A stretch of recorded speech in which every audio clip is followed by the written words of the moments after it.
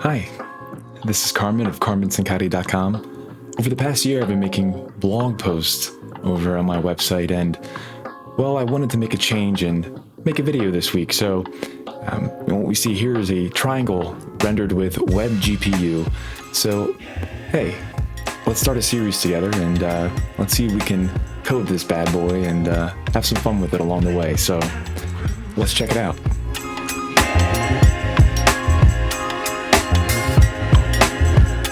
So what I've done is I've put all the code into this GitHub gist. I'm going to leave a link in the description. So if you're just interested in the code, you can take the code, fork it, copy paste it, use it in any of your projects, and save yourself some time. So something that I really want to talk about first is this idea that WebGPU is not supported in every single browser. So we have Chrome, Microsoft Edge, Firefox. Right now, WebGPU is a developmental feature. One of the things that you're going to have to do is download a browser that supports it. So, for example, if I load this code up in a typical browser, what you'll see is just this white screen. And why is that exactly? Well, it looks like WebGPU cannot be initialized and the navigator.gpu is not found. And if we go back to my code here in this gist, you'll see that this is a custom error. So basically what's happening here is that the JavaScript is attempting to access this navigator.gpu object and it's not able to find it. And that's because it's not available in a normal browser. So one thing we can do is we can find a browser that's able to load WebGPU for us. My browser of choice is Chrome Canary. So the URL is up here, google.com/chrome/canary. Click here and we download it. I already have it downloaded on my computer, so I'm not going to go ahead and wait for this to download. I'm just going to go right into it. So you can pause this video, you can download it, install it, and then come back in. So now with that said, we can click into our Chrome Canary and load up our HTML file, and we should, well, I see a triangle. I'm going to be honest with you, I don't think you see a triangle, especially if you haven't configured this before, because one of the things that we need to do is we actually need to set some flags. So the site we need to go to is chrome://flags, and we need to enable these two features. They're at the top of my list because I've already enabled them. If you don't see them, I recommend just going to the search box and typing WebGPU.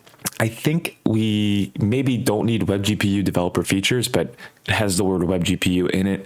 And to me, that's enough to say, okay, I better enable it.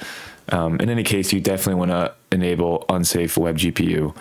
And after this, we can close this out and you should see a triangle if you're loading the index file that I have in that GitHub gist. So we have a triangle here, and that's great. If that's all you wanted to do, if you just wanted to load a triangle into the browser using WebGPU, I recommend turning off this video right now because, well, that's it. But I have this idea in my head that over the next few videos, one of the things that we can do is build a triangle together in WebGPU. And I think what I'd like to do now is just basically start that project.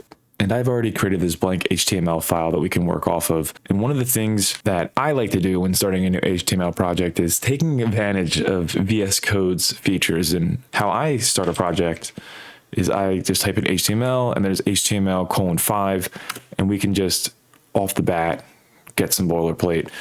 I think ultimately what I want to do now, you can not do this. You can set a title as however you want, because it's your project, but I like to have a little fun here. So we'll call this Carmen's Fun Web GPU Triangle.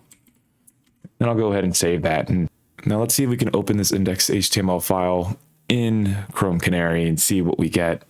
And to do that, I have my address. So I'll just go ahead and copy paste it in and click this button here and bam.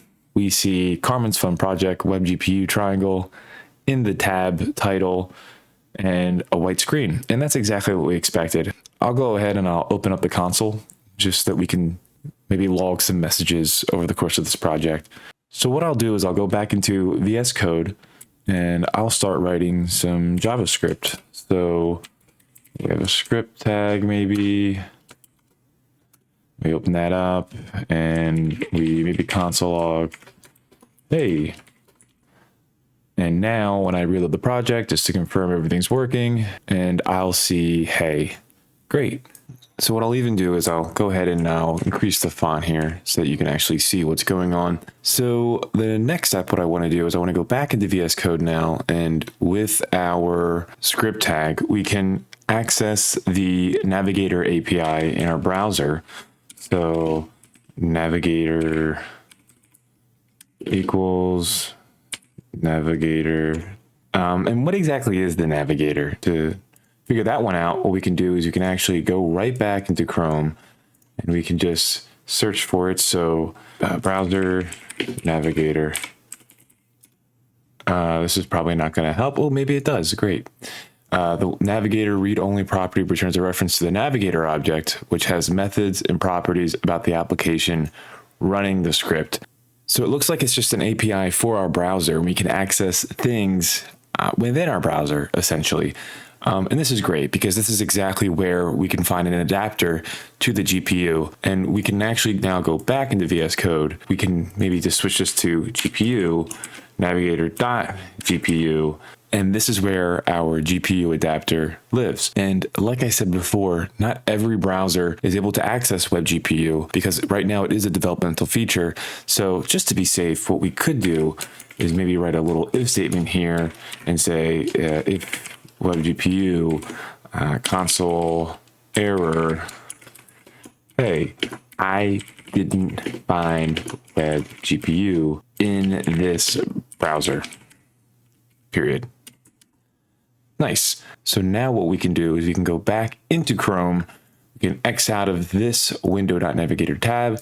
We can go back to Carmen's Fun WebGPU triangle. We can refresh and we see no error. And that makes sense because we're in a browser that does have access to WebGPU. So now I think the next step is to go back into our VS Code and let's set up our canvas object. And then I think we'll call it a day from here. So first, to do that, what we should do is create a canvas object. So I have canvas here, and what we're going to do is give it an ID so we can select for it. And I'm going to call this canvas container. You can call it whatever you want. This is in fact arbitrary. We just need to make sure that we use this name within our script tag. So we can do const canvas equals, and this is a query on the document. We can go document dot get element by ID. Thank you, VS Code, for the snippets. And we can type in canvas container. So now that we have a canvas object, what we can do is get its context, and we're going to need this context in order to make a link to the GPU and render a triangle. So let's go ahead and do that. What we can do is we can, with our canvas object, call get context. I think it's get context. That looks like that's correct. And we'll type in WebGPU. And similar to what we've done before, what we can do is check to make sure that we have access to a canvas context that it can be initialized with WebGPU. So we will just double check. Hey, no canvas object or no canvas context found. And you know, these errors are just me being goofy. You certainly can write them as however you please. And then if we go back into our project now, we can see that there are no errors, which is great. It looks like everything's working fine in our browser, and therefore we do have access to WebGPU. And later on, what we're going to be able to do is leverage WebGPU to make some cool stuff. And when I say cool stuff, I mean a triangle.